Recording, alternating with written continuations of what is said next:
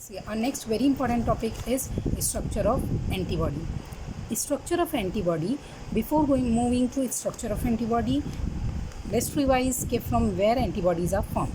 See, antibodies are formed from B lymphocytes.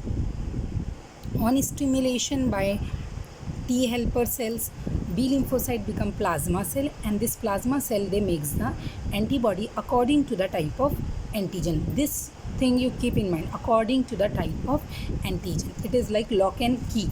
Every lock needs a special key. Similarly, every antibody is special for special antigen. Okay, it's very specific for a special antigen. This antibody is a Y shape. You can see it is a Y-shaped structure. It is made up of 4 polypeptide chain. Okay, this 4 polypeptide chain can be divided into 2 types. You can see this yellow one, which is making a Y-shaped structure. This yellow one is called as heavy chain. It is larger as compared to this one, which is known as light chain. So there are 2 heavy chains and there are 2 light chains present in the structure of antibody. Okay, these 4 chains, they together they make a Y-shaped structure. In this 4 chain, you can see there are 2 parts. I have marked it with pink colored pen.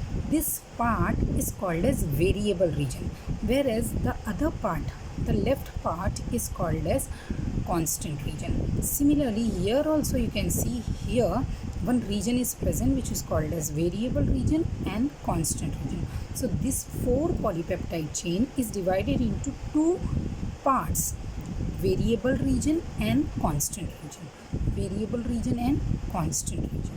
Now these polypeptide chains, they are making a Y-shaped structure with the help of disulfide bond. So if I repeat the structure, there are 4 polypeptide chains. They are made up of glycoprotein, carbohydrate, protein, glycoprotein, carbohydrate plus protein. Okay, out of this 4 chain, 2 are heavy and 2 are light chain. Okay, these 4 chains, they are held together in a structure, Y-shaped structure, and with the help of the bonds known as disulfide bonds. Now this structure, each chain is made up of 2 parts, the part which is variable and the part which is constant. This variable region is the part which is responsible for specificity of the antibody. So it keeps on changing depending upon the type of antigen. So if type antigen A is entering into a body, this part will make a complementary type of structure so that antigen A can be killed by this antibody. Okay, so for antigen B, this part will again change. So this part keeps on changing so that every antibody becomes specific for the particular antigen. Okay, now with this, you keep one more thing in mind, that these antibodies, they require production of this antibody always required stimulation. Without stimulation, our body cannot make the antibodies. Okay, so when any antigen enters into the body, the helper cell, T helper cell, they inform B lymphocyte.